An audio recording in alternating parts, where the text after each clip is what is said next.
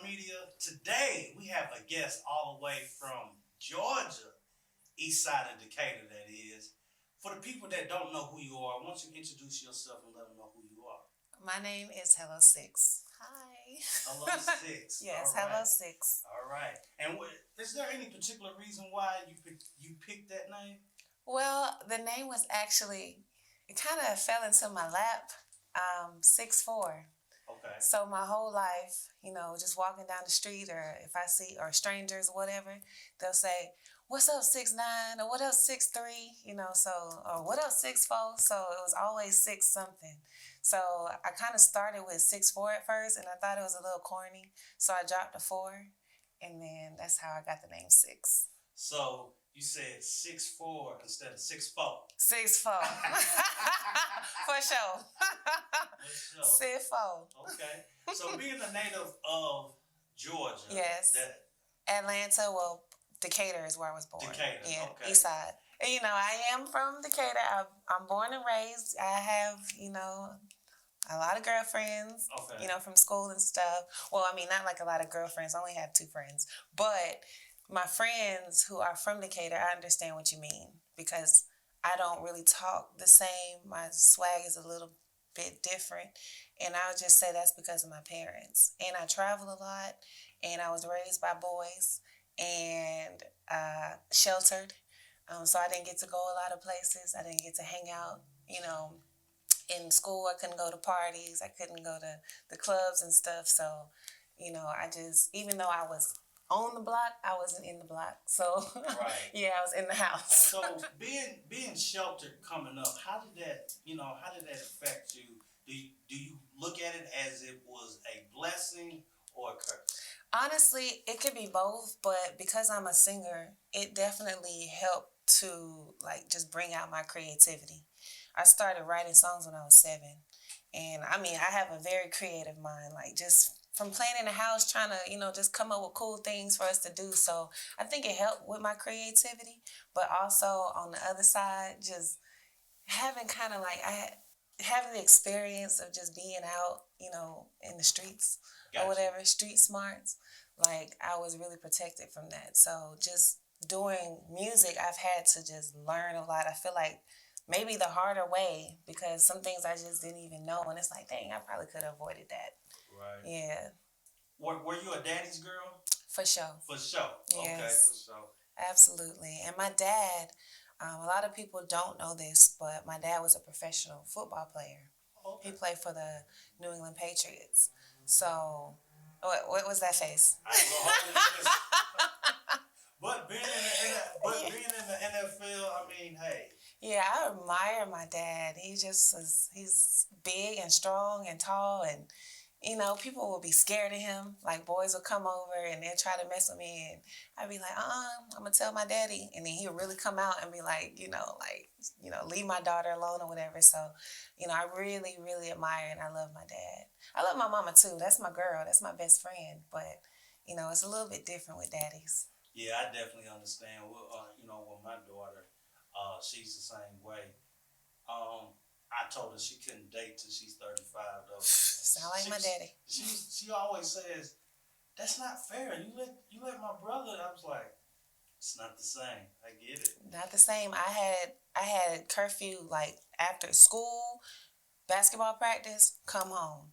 That's it. The only place I could go was to my best friend's house, and I couldn't even cross the street.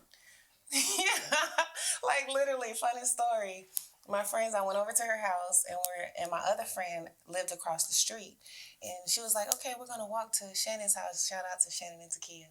We're going to walk to Shannon's house, but Shannon lived across the street. And I was like, well, I can't go. She was like, why not? I was like, I can't cross the street.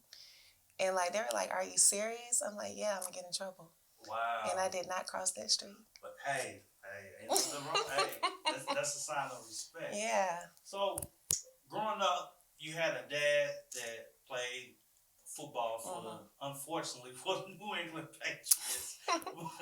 But were you athletic as well? Yes. I played basketball. Well, I mean, of course, growing up with my brothers, I would be outside. I'll play football. We'll do this thing called leg wrestling, races, stuff like that, neighborhood sports. I was on the swim team. And when I got in high school, actually 8th grade, I started playing basketball to make friends. That's the only reason I started playing. It wasn't because I was tall. It wasn't because I was athletic. It's because I had trouble making friends. And in 8th grade, there was this boy I was getting picked on, as usual, for my shoes. And he sat down and was like, don't pay them any mind. He was like, let's make a deal. Let's both go try out for the basketball team. And, whoever make it, like, that's who win. And I was like, okay. So I went and tried out, and it was just, like, natural. Like, I made the team, started. I went to high school. I got scholarships to college, went and played in college. Like, it opened a lot of doors for me. Okay. Yeah. So speaking of opening doors, what door opened for you where you decided, hey, I want to put sports to the side and start singing? Well, I've been singing my whole life. Singing was just something that was natural. Actually, writing was even more natural. So it's something that I always had. Everybody who knew me, like really knew me, knew I could sing because I would sing everything. I would sing the doorbell sound. So I was just encouraged, like, why are you not singing? Every time I would sing, people would just be like, why are you not singing? Why are you not singing? So eventually, I was like, you know what? This is something I want to do. I just was like, I don't want to play ball no more. I don't want to go, overseas and play. I don't love it like that. So what do I love? And I was like, I love singing. And I got an opportunity to sing at my mom's birthday party for the first time. And when I got on that stage, I don't know, I felt more alive than I ever felt playing basketball. And I was like, yeah, this is what I need to be doing. And then for people to come up and say, like, oh, man, you made me feel something. And I'm like, okay, yeah, this is what I need to be doing. Yeah. So you got that first good feeling. You've been chasing it ever since. Yeah, I've been chasing it. Oh. It's a high. I kind of black out on stage as well.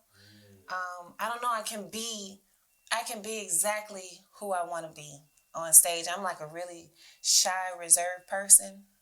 So on stage, I feel like I can just be free. Like I can explore in my music. I can explore my sensuality and my sexuality, and just talking that boss talk, and just be everything that I saw myself be when I was a child. In the zone, like Michael Jordan, or better yet, Kobe Bryant. Yeah.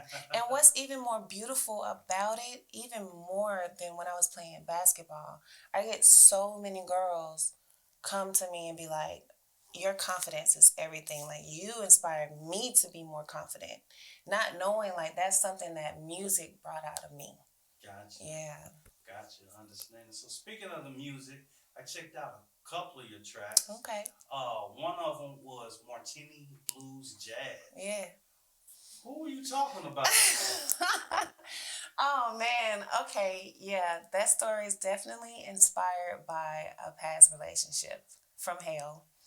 And it's just kind of like my take on it. But it's also a story of a lot of women, I feel like have done or dealt with the same situation, because I've either heard stories or my friends would tell me stories. So it's kind of like one big story just about being ghosted and getting done dirty. And it's like we always feel like, what did I do? Really, we didn't do nothing. Like, we didn't do nothing. It's all y'all fault. It's all, okay. It's all right. But it makes us question ourselves, and it makes us question who we are, like, and it kind of like trashes your confidence. So it's like, when you find out, like, oh, he's ghosting me because he's cheating on me. Instead of being honest about it, have me looking crazy out here, disrespecting me. And it's like, dang, like, I thought, I was respecting you, and I felt like we had something going on, but then out of nowhere, like, you just start doing me dirty like that? So like me? Do you know? Just playing. So any slashed tires, busted out windows? Nah, I don't do that. I just go on about my life. Just go on about. And then they end up calling me because they be seeing I be flourishing and glowing and growing. And they be like, damn, I fucked up. I mean, I messed up. So You good. You good. yeah, I fucked up. Literally on my line, talking about please. I was young. I didn't understand and want another chance, and it's like no. Gotcha. So you've been in what they call the Mecca of music, being from the city of Atlanta. Yeah. You're out traveling now. Yeah. So you made your way here to Dallas, Texas. Yep. You know, and we're, not to mention that we're live right here at Parkway Studios. Yeah. Now you're on your way to Houston. Yes. Okay. Which is now becoming the Mecca of music as well. That's what I'm learning. But I have to beg to differ. Okay. Because Dallas is bubbling as well. Really? Yes. You just got to meet the right people. That's what I'm hearing too. But that's why I'm here. Being in Atlanta, I feel like the internet serves great purposes, but it ain't helping me meet anybody and network with people. And I do really well when I'm physically in front of people. So that's why I'm here. I'm like, I'm hearing about these places and people are saying, oh, it's popping here, it's popping there. You need to go here, you need to go there. And I'm like, well, why not? Let me go and try to network. So you're talking about Dallas is on the come up. That means I'm going to have to come back. Yeah. Well, I'm not going to say Dallas is on the come up. I'm going to say Dallas is a great market. Okay. For your music. Now, does it have a bad stigma on it? I can say yes because of certain isolated incidents. But you're in a whole different lane of music. So it definitely will be appealing to someone. Yeah. Just got to get you in front of the right people. But what I'm noticing, you're doing all this independently? Absolutely. Okay. So speaking of being the boss, let's talk about the process of when you come up with concepts to write lyrics for songs, from the time that the pen hits the paper or your phone. I'm used to dealing with. I'm old school. Okay, old school. Yeah. All right. So from the pen to the paper to the recording process. Okay, so typically it starts off I experience things and then I will write it in my phone, because I'll be wherever and I want to write down exactly what I'm feeling in that moment because, I don't want to lose those words that I have in that moment. So I'll just jot down whatever I'm feeling. Then I'll come back to it. I'll go into the studio with a producer. We'll say what type of music we want, what type of sounds do I want. We'll build the sounds. While he's building the sounds, I'll hear something. I'll hear melodies. And then I'll be like, okay, what story do I want to tell? And then when I decide on what type of story I want to tell, I might have some references in my phone. And I'll be like, I remember that I was feeling like this one day. So then I'll go to my phone and I'll be like, okay, bet. And then I'll write about it just like that. Or I'll have another writer in the studio and I'll just be sitting there telling my story and he'll help me pen the lyrics that way as well. But honestly, the melodies though, I don't know how to play an instrument. I've never taken a music class. I just can hear it. And I can hear if it's right or wrong. And I can hear where I want to go. And I don't know, my brain won't stop until I get exactly that note that I'm looking for. And when I finally nail it, and it's like, okay, then I'll pull out my phone and I'll voice record it. And that's just what I do. And then eventually a song will get written and then I record a demo for it. Okay, yeah, as far as concepts that I come up for videos, I usually have a dream about it and I'll write it down the next day as soon as I wake up because I'll lose the dream within minutes. So that's typically how I get my dream video concepts. Gotcha. Well, I don't know, we were talking about my Waves project out there. Waves is my only project that I put out. I put out Waves and I put out the deluxe version. those songs started getting written in 2016. Okay. And I put out Waves in 2018. And it's been the only project that I've put out. So all these years, I've been riding the coattail of Waves and just building my fan base. And everything that I've built so far is off the back of that project. I have not released any new R&B music. I put out a few fun records, because I'm from Atlanta, so I tried out my little rap game, which those did pretty all right. But Waves, that's my baby, but it's bittersweet because I'm about to move on from that project, and I'm coming out with another project this month. Right. And yeah. What's the title of that project going to be? SIREN. SIREN. Yeah. Okay. Yeah. So Waves, it's safe to say since you released it since 2016 and you've been riding the coattail of it, that it's timeless music? It's timeless. It is.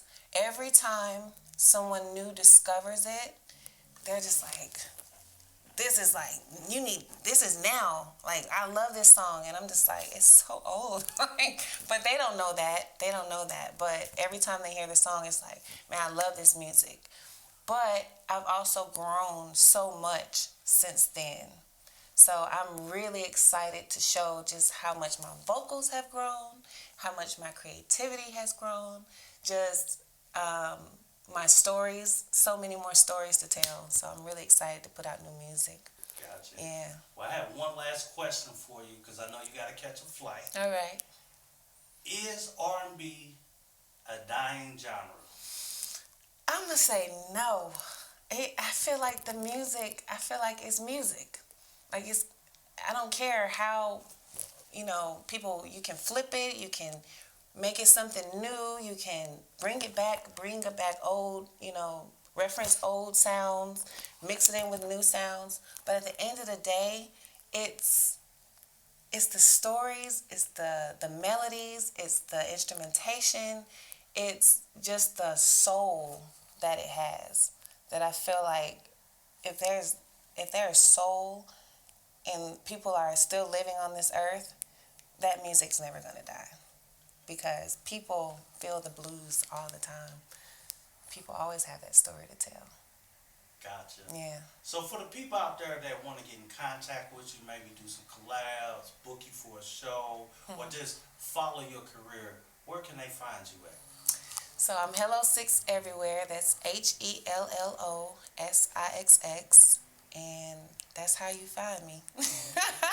That's how you find me. That's all you need to know. My website is helloSixx.com.